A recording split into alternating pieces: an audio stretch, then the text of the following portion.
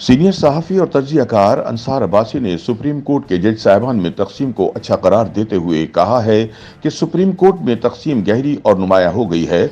इस पर बहुत से लोग परेशान हैं और अफसोस का इजहार कर रहे हैं कि देखें मुल्क की आला तरीन अदालत का क्या हाल है। ताहम मेरी नज़र में इस तकसीम में सुप्रीम कोर्ट के लिए, इंसाफ के निज़ाम के लिए और पाकिस्तान के लिए बहुत बेहतरी होगी। इन ख्यालात का इजहार उन्होंने अपने एक कॉलम में किया। वो लिखते हैं कि दूसरों को छोड़ें, अब सुप्रीम कोर्ट के जजों ने ही चीफ जस्टिस के सोमोटो एक्शन लेने के इख्तियार पर सवाल उठा दिए हैं। गुज़िश्ता दिनों ये भी हुआ कि चीफ जस्टिस के बेंच बनाने के इख्तियार और मंतक पर भी सुप्रीम कोर्ट के जजों ने ही एतराज उठा दिया। एक रोज कबल तो सुप्रीम कोर्ट के दो जज हजरात ने इस बात पर भी सवाल किया कि किस उसूल की बुनियाद पर सुप्रीम कोर्ट के जजों के सामने केस लगाए जाते हैं, और ये भी कि मौजूदा निज़ाम शफाफ नहीं, जिसमें किसी केस को समाअत के लिए मुंतखब कर लिया जाता है और किसी को बरसों गुजर जाने के बावजूद सुना ही नहीं जाता।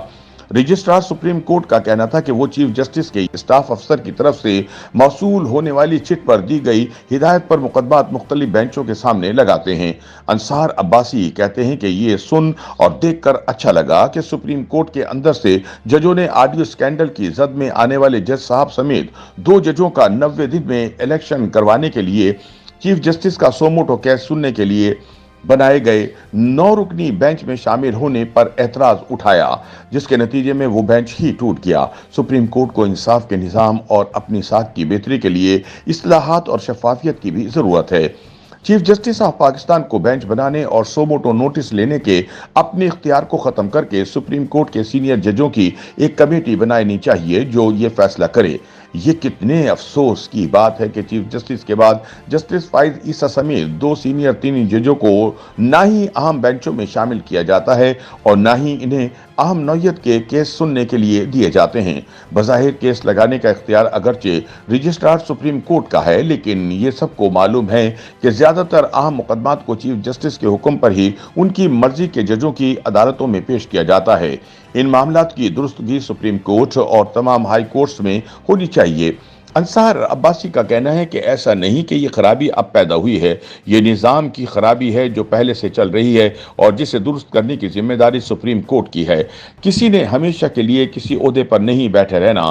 चीफ जस्टिस भी आते हैं और रिटायर हो जाते हैं। उस चीफ जस्टिस को हमेशा याद रखा जाएगा जो अपने इख्तियारात जिनका गलत इस्तेमाल होता रहा इन्हें ख़त्म कर दे। केसों को मुख्तलिफ जजों के सामने फिक्स करने, अदालती बेंच बनाने, सोमोटो नोटिस लेने के लिए एक ऐसा निज़ाम वज़े करेगा जो शफाफियत पर मबनी हो, इंसाफ के निज़ाम में बेहतरी की कोशिश हो। इसके साथ साथ सुप्रीम कोर्ट पर यह जिम्मेदारी भी आयद होती है कि आला अदलिया के जजों की तैनाती के निज़ाम पर नजर सानी करे ताकि हाई कोर्ट्स और सुप्रीम कोर्ट में तैनात होने वाले जजों का मेयार पहचान और ताल्लुकात की बजाय मेरिट, आला किरदार और इंसाफ पसंदी पर हो।